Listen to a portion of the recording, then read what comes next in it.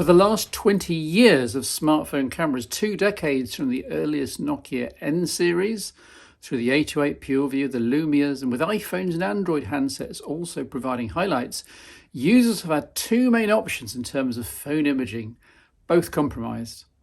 This has now changed, I contend. Traditionally, phones either output a JPEG file and or a RAW file, usually in DNG format, but both have big disadvantages. For JPEG or HEIC, most phone camera software adds loads of sharpening and edge enhancement before the final file is produced. The idea is to look good on the phone screen, but looking at the JPEG in detail later shows horrible liberties usually being taken. Typically, you can't crop part of the image to see more or to reframe, because then the pixel level artifacts are just too ugly to see.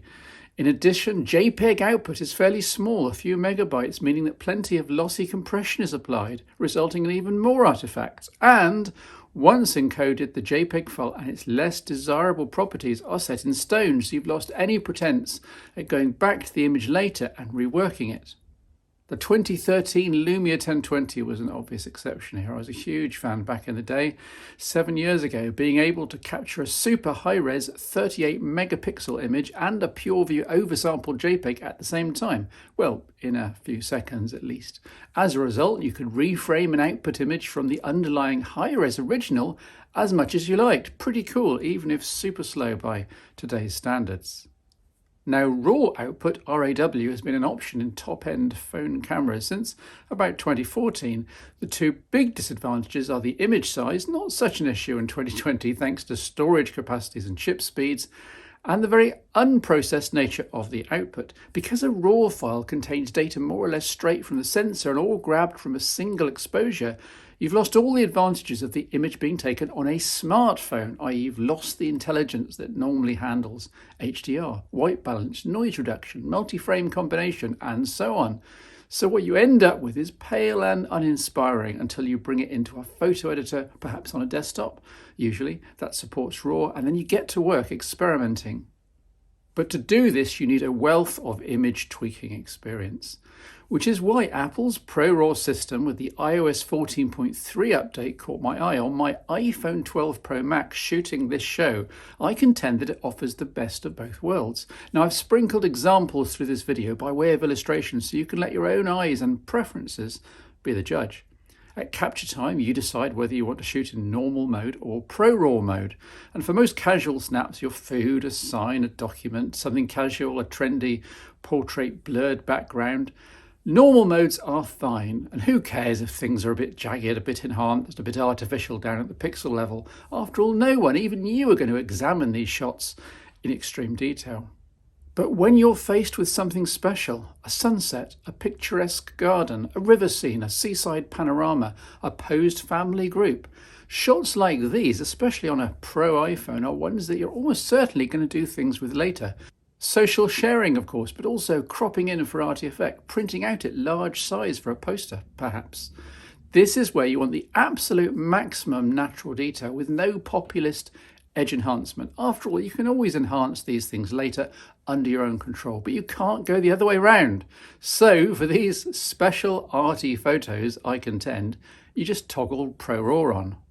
But the cleverness of Apple's new system is that the ProRAW images aren't just the image data from the sensor from a single exposure, as is the case with traditional RAW files. Apple is selecting image data from much later in the imaging workflow. So you can use any of the phone's 3 cameras, ultra-wide, main, telephoto with night mode, Apple's deep fusion and smart HDR algorithms. They can all still work, recognizing what you're shooting, optimizing the image processing. All of this happens creating the most naturally detailed image possible, the smartest image, and only then does the ProRAW DNG file get created. The ProRAW DNG file still has traditional RAW parameters for some compatibility with existing editing packages, but it also has the results of Apple's composition algorithms and smart calculations, hence ProRAW, i.e. RAW and then some calculations added on.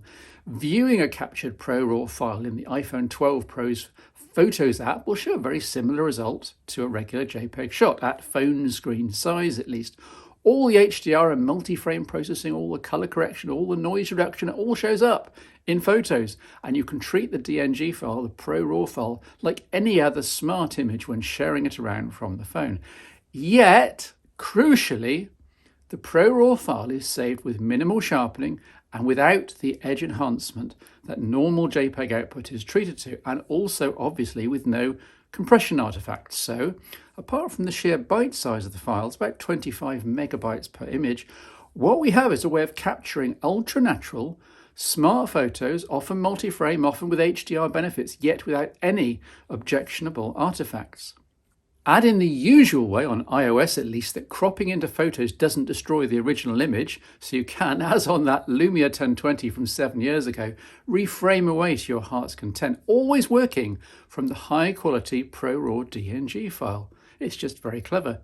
Now, at this point, you can say, but Steve, you're missing the whole point of RAW. You can edit these files in Lightroom, Photoshop, whatever, and do outrageous edits.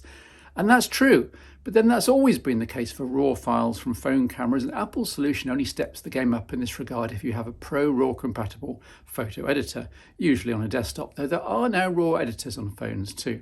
In which case, Apple's enhanced photos become the starting points for your RAW edits rather than a bland, washed-out affair that needs a lot of manual work. And that's all well and good if you want to be supremely creative in the edit suite, as it were, and if you know your shadows from your blacks from your highlights. That's all available too with ProRAW, and good luck to you. This is the aspect of ProRAW that most other sites and channels are talking about, but I personally see the benefits of Apple's new system from a very different standpoint. I'm coming from years of Nokia PureView workflows in particular. What we have here on the iPhone 12 Pro range with iOS 14.3 and ProRAW as an actual capture mode is the Lumia 1020's iconic workflow brought bang up to date. Now, with ProRAW being very new, different apps and services are in a state of flux. In most cases, the lowest common denominator is still JPEG. But if you've, for example, done some cropping and tweaking work on the phone before sharing, then at least your JPEG is being generated from the undamaged ProRAW DNG master. Just as on that old Lumia 1020, the same kind of idea.